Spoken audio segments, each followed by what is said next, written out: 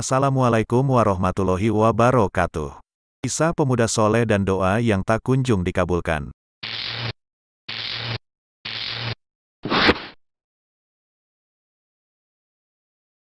Ada seorang pemuda yang soleh dan rajin beribadah kepada Allah.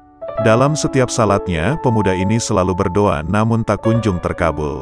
1 bulan, 2 bulan, 3 bulan pemuda tersebut berdoa namun tak kunjung dikabulkan sama Allah Subhanahu wa Ta'ala. Meskipun doanya belum dikabulkan, pemuda ini terus saja rajin beribadah dan terus berdoa. Terbersit di benaknya kenapa Allah belum juga mengabulkan doa-doa yang ia panjatkan selama ini. Di sisi lain, pemuda ini melihat temannya yang tidak begitu rajin dalam beribadah. Salatnya pun masih bolong-bolong, amalannya biasa-biasa saja, bahkan tak jarang masih melakukan bohong sana bohong sini. Tapi anehnya, temannya tersebut seringkali mendapatkan yang ia inginkan, dan mengaku bahwa doa-doa yang sering ia panjatkan seringkali dalam waktu yang tidak lama diijabah sama Allah Subhanahu wa Ta'ala. Akhirnya suatu hari, orang ini pun mendatangi seorang ustadz. Ia menceritakan permasalahan yang dihadapi termasuk doa-doanya yang tak kunjung dikabulkan Allah. Ia juga mengungkapkan pada ustadz tersebut atas keheranannya kenapa justru temannya yang biasa-biasa saja malah sering mendapatkan apa-apa yang ia inginkan melalui doa yang ia panjatkan.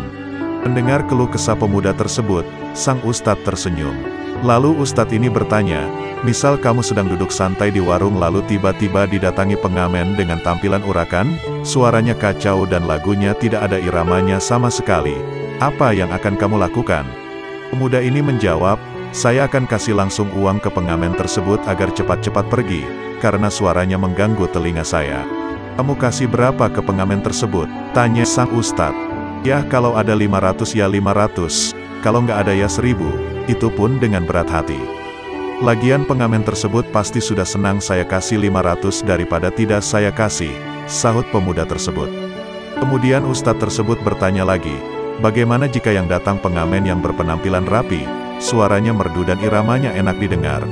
Pemuda ini menjawab, nah, kalau pengamen seperti itu pasti saya akan menikmatinya ustadz. Bisa-bisa saya suruh nambah lagi lagunya, bahkan kalau perlu satu album saya suruh nyanyikan semua. Dan saya rela ngasih dia uang ratusan ribu setelah saya sudah merasa cukup dengerin lagu-lagunya. Mendengar jawaban pemuda tersebut, sang ustadz pun tersenyum. Kemudian sang ustadz berkata, nak, begitu pula logikanya jika kamu berdoa sama Allah.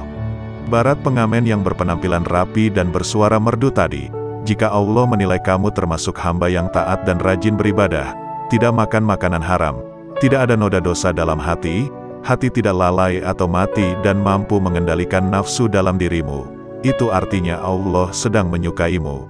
Allah sedang menyukaimu yang dalam keadaan memohon pertolongan, berdoa kepada Allah Subhanahu wa Ta'ala, meskipun bagi Allah mewujudkan permintaanmu adalah sangat mudah. Allah sedang terus memintamu untuk selalu berdoa dan terus berdoa, karena Allah Maha tahu apa yang terbaik buatmu dan kapan waktu terbaik Allah mengabulkan doamu. Dan Allah pasti akan mengabulkan doamu suatu saat nanti, dengan pengabulan yang penuh rahmat dan barokah, entah itu di dunia ataupun di akhirat kelak. Ingat nak, Allah tidak hanya Maha Pengasih, tapi juga Maha Penyayang. Dan tidak mudah untuk menjadi hamba yang disayang sama Allah Subhanahu wa Ta'ala. Mendengar penjelasan sang ustadz, pemuda tadi pun tersadar dan segera beristighfar.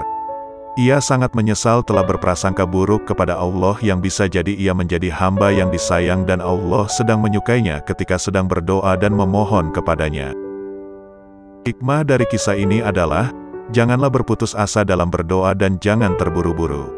Jangan pernah mengatakan, saya sudah berdoa kepada Allah tapi tidak dikabulkan. Itu berarti telah berprasangka buruk kepada Allah Subhanahu wa Ta'ala. Jika doa kita lama dan tidak kunjung dikabulkan sama Allah, maka kita harus beristighfar dan mengoreksi diri. Mungkin ada syarat dan ketentuan doa yang belum kita sempurnakan atau boleh jadi masih ada perbuatan-perbuatan kita yang menjadi penghalang terkabulnya doa.